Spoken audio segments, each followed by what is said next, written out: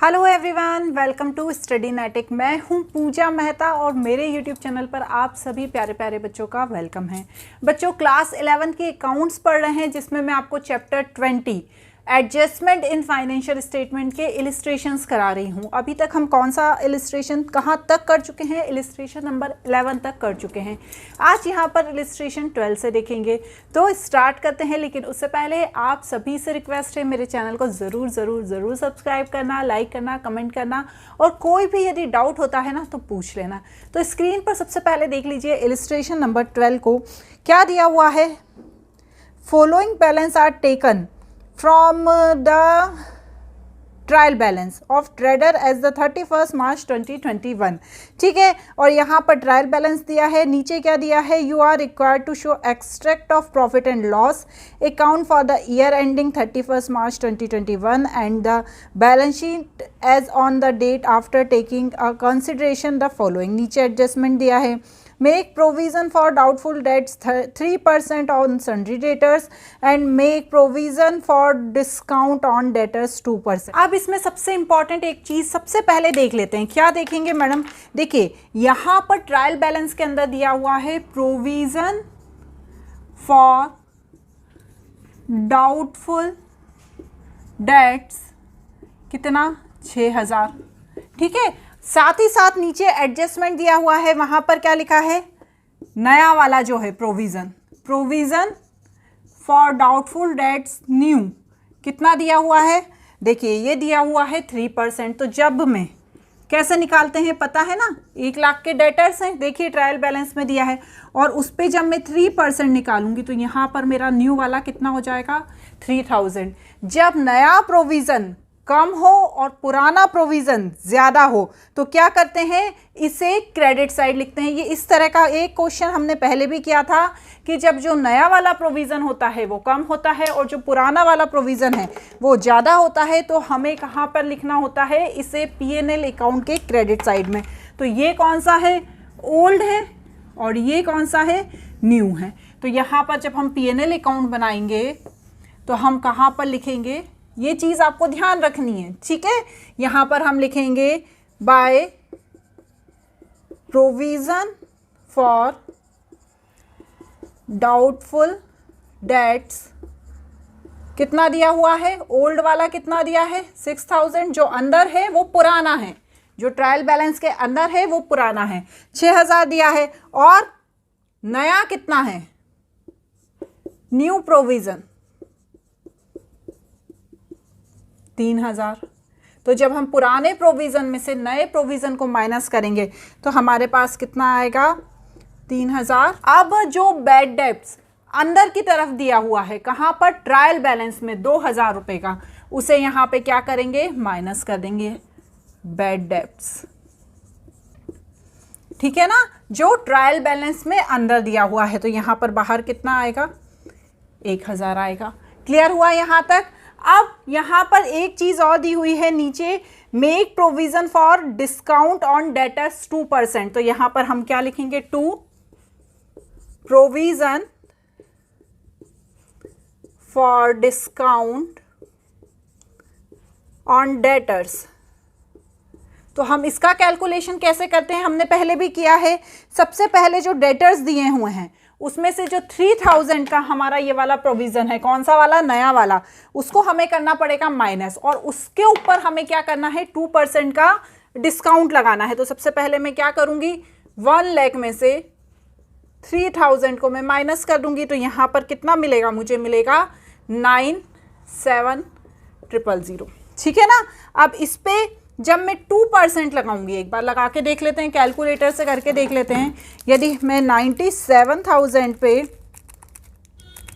2% लगाऊंगी तो यहाँ पर आएगा मेरा 1940। तो ये क्या हुआ? मेरा डिस्काउंट ऑन डेटर्स हो गया। ठीक है, अब इसमें जो डिस्काउंट अलाउड किया है मैंने, जो अंदर दिया है, देखो दिया हुआ है ना डिस्काउंट अलाउड, कितना दिया है? 1500 रुपये। ये ट्रायल बैलेंस के अंदर दिया हुआ है।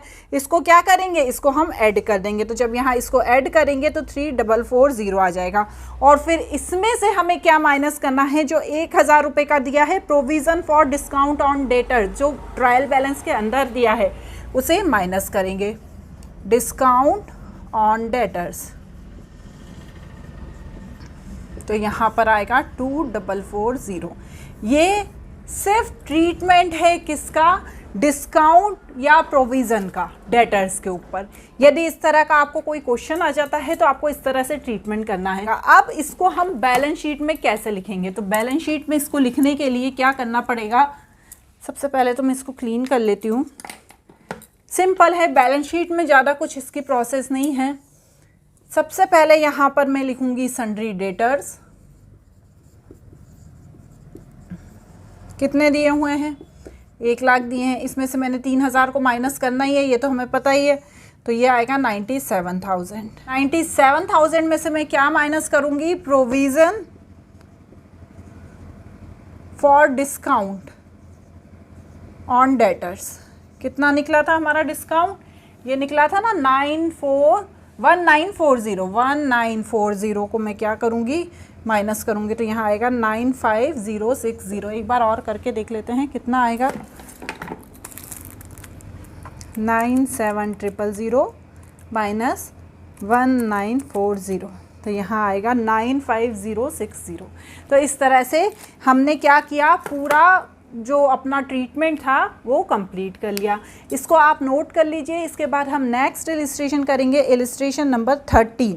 इलिस्ट्रेशन नंबर 13 देखिए, from the following balance taken from the books of Reddy and sons and adjustment prepare trading and P&L account for the year ending 31 March 2021। यहाँ पर सारी चीज़ें दी हुई हैं और नीचे एडजस्टमेंट दिए हुए हैं। या तो मैं पूरे एडजस्टमेंट एक एक को पढ़ के पहले यहाँ पे सॉल्व करवा दूँ और उसके बाद P&L trading and P&L account साथ में बैलेंस शीट बनवाऊँ, जिससे क्या होगा, बहुत सारा हमारा टाइम वेस्ट हो जाएगा। इसलिए मैं सबसे पहले ट्रेडिंग अकाउंट बनाऊंगी, P&L अकाउंट बनाऊंगी एंड बैलेंस शीट बनाऊंगी। जो जो एडजस्टमेंट आते जाएंगे उसे हम सॉल्व करते जाएंगे। तो सबसे पहले तो क्या आता है, ओपनिंग स्टॉक।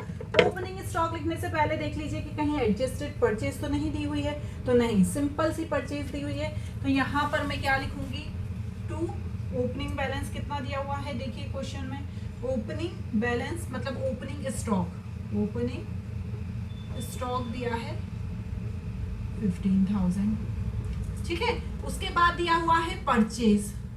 यदि एडजस्टेड परचेज दी होती है तो ओपनिंग स्टॉक नहीं आता है, क्योंकि वो उसमें इंक्लूड रहती है। तो यहाँ पर मैं लिख दूंगी परचेज कितनी दी है, 109,000। परचेज का भी किसी तरह का ना तो परचेज रिटर्न दिया है, तो हम इसे सिंपल परचेज ही लिखेंगे। अब देखिए परचेज के बाद यहाँ पर दिया हुआ है सेल्स, तो यहाँ पर मैं सेल्स लिख दूंगी। सेल्स कितना दिया है, 1,80,000, ठीक है। इसके बाद क्या दिया हुआ है, देखिए इसके बाद यहाँ पर 2 चीजें ऐसी हैं जो आएंगी ट्रेडिंग अकाउंट में। सबसे पहले कौन सी आएगी, मैन्युफैक्चरिंग वेजेस। तो 2 वेजेस तो है ना, कोई सी भी हो, मैन्युफैक्चरिंग वेजेस कितना दिया है, 8,000। और साथ ही साथ मैंने पहले भी बताया था कि जो फ्यूल और पावर होता है एंड लाइट, ये भी कहाँ पर आती है, ट्रेडिंग अकाउंट में आती है। तो इसे यहाँ पर हमने 12,000 लिख दिया। अब यहाँ पर नीचे क्लोजिंग स्टॉक को लिख के एक लाइन दी है, closing stock at the cost was 35,000, it is net realisable value is 30,000। जब जो रियलाइजेबल वैल्यू होती है या मार्केट वैल्यू होती है वो कम होती है और जो स्टॉक होता है वो ज्यादा वैल्यू का होता है, तो कम वाली वैल्यू को यहाँ पर लिखा जाता है। तो मैं यहाँ पर लिखूंगी बाय क्लोजिंग स्टॉक कितना, 30,000, ठीक है। अब चलिए इसका कैलकुलेशन करके देख लेते हैं हम कि क्या आ रहा है हमारा, ग्रॉस प्रॉफिट है कि ग्रॉस लॉस है।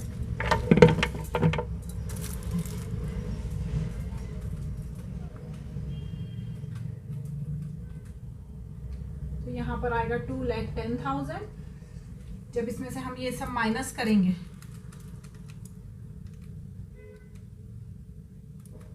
$109,000 माइनस डायरेक्ट कर देते हैं 20,000, तो यहाँ पर आएगा 66,000। ये क्या है हमारा, 2 ग्रॉस प्रॉफिट। यहाँ पर लिखेंगे 2,10,000 और transfer to P&L account. Clear, यहाँ तक क्लियर है। देखो फ्यूल पावर एंड लाइट के बाद इसमें दी हुई है सैलरी, तो यहाँ पर सैलरी का क्या दिया हुआ है, salary for month of March 2021 were outstanding. तो आप देखिए सैलरी कितनी दी हुई है, 11,000 दी हुई है, और बोला गया है कि मार्च की क्या है, आउटस्टैंडिंग है, मतलब दी नहीं है।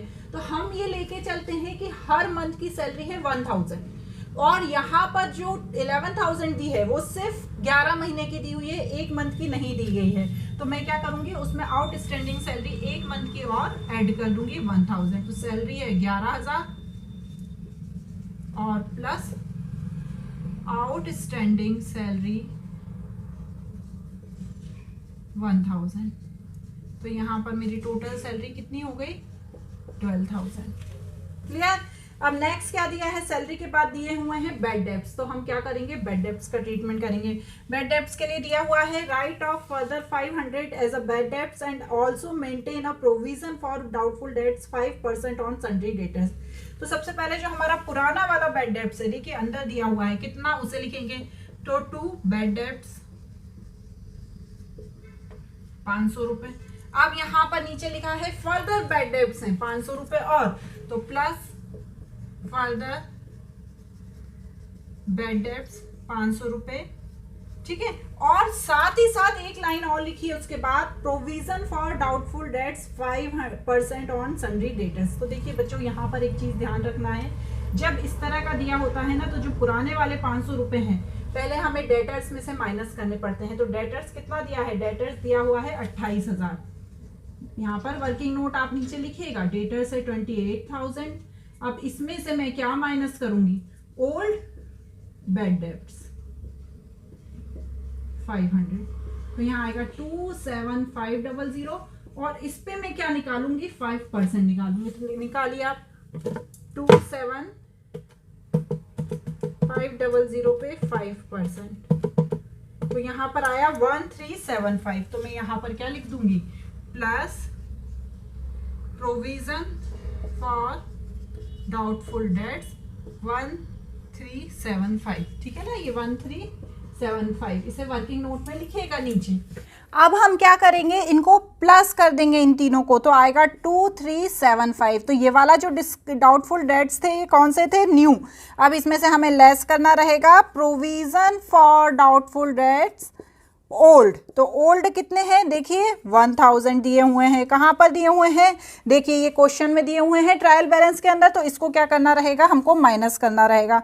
तो यहाँ पर बाहर सारा कैलकुलेशन करने के बाद आया 1375।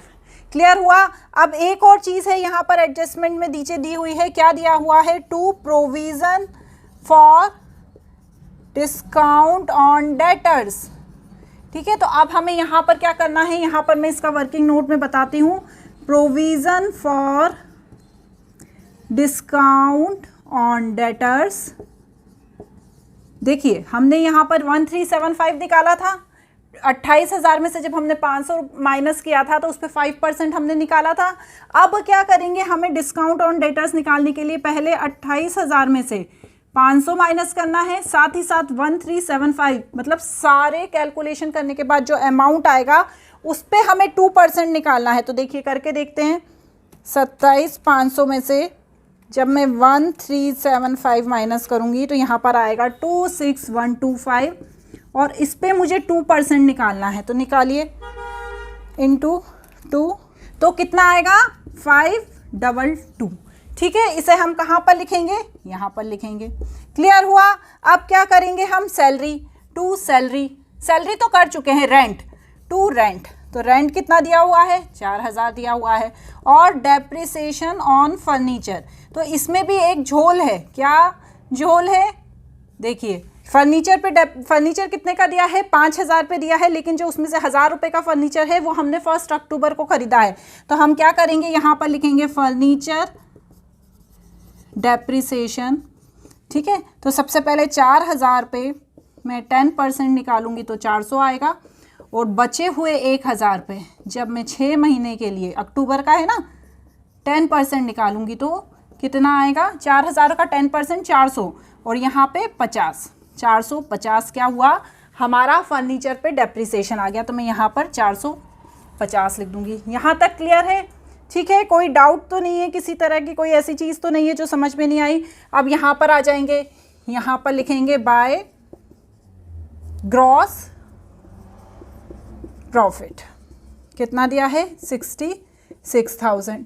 ठीक है, साथ ही साथ क्या दिया हुआ है, commission received, bye commission received कितना है, देखिए 4500 अंदर दिया हुआ है ना, लेकिन नीचे दिया हुआ है कमीशन रिसीव्ड इन एडवांस, तो माइनस क्या कर देंगे, कमीशन रिसीव्ड माइनस कर देंगे 3000, तो यहाँ पर कितना आएगा 1500 आ जाएगा। ठीक है, अब एक और क्या है, इंटरेस्ट भी मिला है, जो कहाँ पर आता है, क्रेडिट में आएगा, तो यहाँ पर लिखेंगे by interest on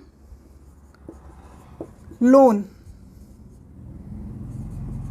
to Param, कितना 300। अब यहाँ पर एक कैलकुलेशन होगा, क्यों, क्योंकि उसके ऊपर ही देखिए आप दिया हुआ है 10%, तो यहाँ पर मैं क्या करूँगी, सबसे पहले लिखूँगी इंटरेस्ट, वर्किंग नोट में लिखिएगा, due on loan to Param, कितना 5000 पे 10%, कितना हो गया 500 हो गया, और क्या हुआ, रिसीव्ड कितना हुआ, इंटरेस्ट रिसीव्ड 300, तो बचा कितना 200, तो इस 200 को क्या करेंगे हम, यहाँ पर इस 200 को ऐड कर देंगे, तो यहाँ पर आ गया 500। इस तरह से पूरा P&L अकाउंट बन गया। कोई डाउट तो नहीं रहा? मेरी कोशिश रहती है कि आपको अच्छे से समझाऊं, बट कभी कभी ऑनलाइन समझाना डिफ़िकल्ट भी हो जाता है। ये सारी चीज़ें हैं, जैसा कि मैंने पहले भी बताया कि बैड डेब्ट्स का ट्रीटमेंट करना थोड़ा सा डिफ़िकल्ट होता है। अब हम क्या करेंगे, प्लस करके देख लेते हैं, 66,000 प्लस 1500 प्लस 500, तो यहाँ पर आएगा 68,000। जब हम इसमें से इसको माइनस करेंगे, 12,000 माइनस 1375 माइनस 522 माइनस 4450, तो हमारा यहाँ पर आएगा 49653। सही है, 49653। ठीक है ना, मैंने तो क्वेश्चन के आंसर में देख लिया, इलिस्ट्रेशन में आप नहीं देख सकते, आपको यहाँ पर इंतज़ार करना पड़ेगा हमारे बैलेंस शीट के मिलने का। तो ये हमारा क्या आ गया, नेट प्रॉफिट। अब हम बैलेंस शीट बना लेते हैं। आई होप आपने इस सबको नोट कर लिया होगा। अब मैं इसे क्लीन करके बैलेंस शीट बना लेती हूँ। थोड़े से क्वेश्चन लेंदी हैं, इसलिए थोड़े से टाइम कंज्यूमिंग भी हैं। चलिए, सबसे पहले मैं यहाँ पर क्या लिखूँगी, आपको पता ही है मैं क्या लिखती हूँ। सबसे पहले मैं लिखती हूँ कैपिटल, तो यहाँ पर हम लिखेंगे सबसे पहले कैपिटल, कितने की दी है 1 लाख की। इसमें मैं क्या ऐड कर दूँगी, नेट प्रॉफिट, कितना आया है 49653 लेस ड्राइंग। अब आप बोलेंगे मैडम ड्राइंग तो दी ही नहीं है। देखिए, जब कोई व्यक्ति इनकम टैक्स पे करता है तो वो उसका एक पर्सनल खर्चा है, ठीक है ना, वो कोई बिजनेस का खर्चा नहीं है। इनकम टैक्स पे करना उसका एक पर्सनल खर्चा होता है। तो यहाँ पर क्या करेंगे, हम इनकम टैक्स को ड्राइंग ही समझेंगे। तो यहाँ पर क्या करेंगे, 5500 रुपये माइनस कर देंगे। चलिए, ये सब कैलकुलेशन करके देखिए कितना आता है।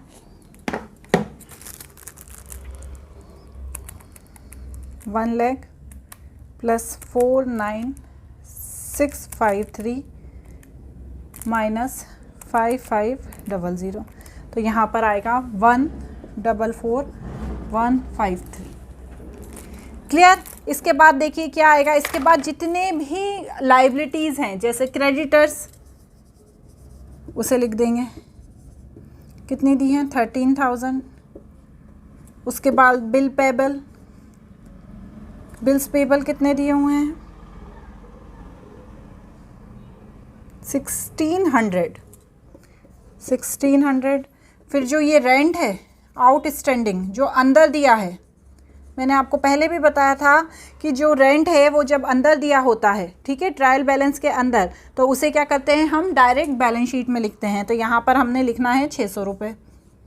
उसके बाद कमीशन रिसीव्ड, ये वाला हमने कमीशन रिसीव्ड है, इसे भी लिखना है यहाँ पर, शेयर रिसीव्ड, कितना आया कमीशन रिसीव्ड 3000।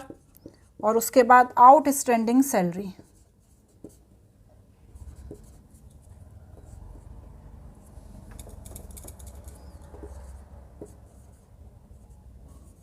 कितनी आई आउटस्टैंडिंग सैलरी? 1000। ये वाली थी ना हमारी आउटस्टैंडिंग सैलरी, ये वाली लिखेंगे। क्लियर हो रहा है ना? आप कहाँ पर आ जाएंगे? अब हम आ जाएंगे एसेट साइड आ जाएंगे। तो एसेट साइड आने के लिए मुझे मेरे वायर को भी एसेट साइड लाना पड़ेगा, वरना आपका जो कैमरा है वो हिलने लग जाएगा। तो यहाँ पर सबसे पहले मैं क्या लिखूँगी? मशीन है, कितना दिया हुआ है मशीनरी? देखिए आप क्वेश्चन में मशीनरी दिया है 72,000।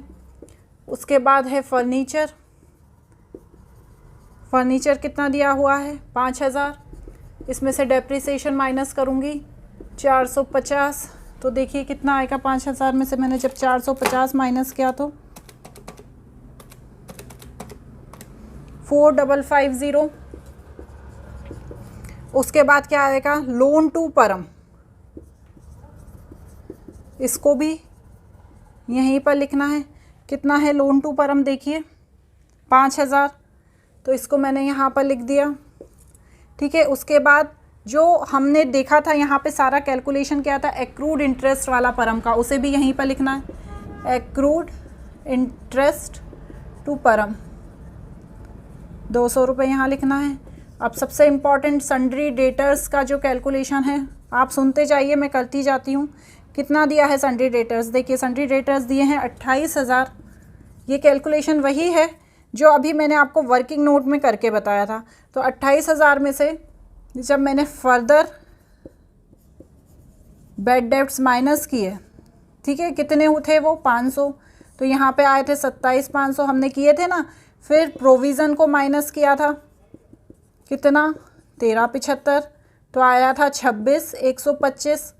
और फिर ये जो 522 हैं, क्या है ये? डिस्काउंट है, इसे माइनस करेंगे। डिस्काउंट कितना? 522, तो कितना आएगा? 26,125 में से 26,125 में से जब मैं 522 माइनस करूँगी तो यहाँ आएगा 25,603। 25,603 आएगा। क्लियर हुआ? अब नेक्स्ट क्या दिया है? बिल रिसीवेबल कितना दिया है? देखिए क्वेश्चन में बिल रिसीवेबल दिया है 6,000। उसके बाद क्लोजिंग स्टॉक कितना लिखा था यहाँ? 30,000। और कैश इन हैंड कितना दिया है? कैश इन हैंड क्वेश्चन में देखते हैं। कैश इन हैंड दिया हुआ है 20,000। चलिए अब हम प्लस करके देख लेते हैं कि किसी तरह की कोई गड़बड़ तो नहीं कर दी हमने। सही आना चाहिए। 200 plus 5,000 plus 4,550 plus 72,000 plus 6,000 plus 50,000 कितना आएगा? 16,3353। ठीक है, 16,3353। ये तो अभी हमारा एसेट साइड का अमाउंट ऐड हुआ है। यहाँ पर करते हैं plus 13,000 plus 1,600 plus 600 plus 3,000 and 1,000। यहाँ पर आएगा 16,3353। जैसे आप लोगों को डर लगता है ना कि बैलेंस शीट मैच होना चाहिए, वैसे मुझे भी डर लगता है कि बैलेंस शीट मैच होना चाहिए, किसी तरह की कोई गड़बड़ नहीं होना चाहिए। इस तरह से हमने अभी इलस्ट्रेशन नंबर 13 तक किया। आगे और भी इलस्ट्रेशन है जो हम हमारे नेक्स्ट वीडियो में करेंगे। आज के लिए इतना ही। Bye bye.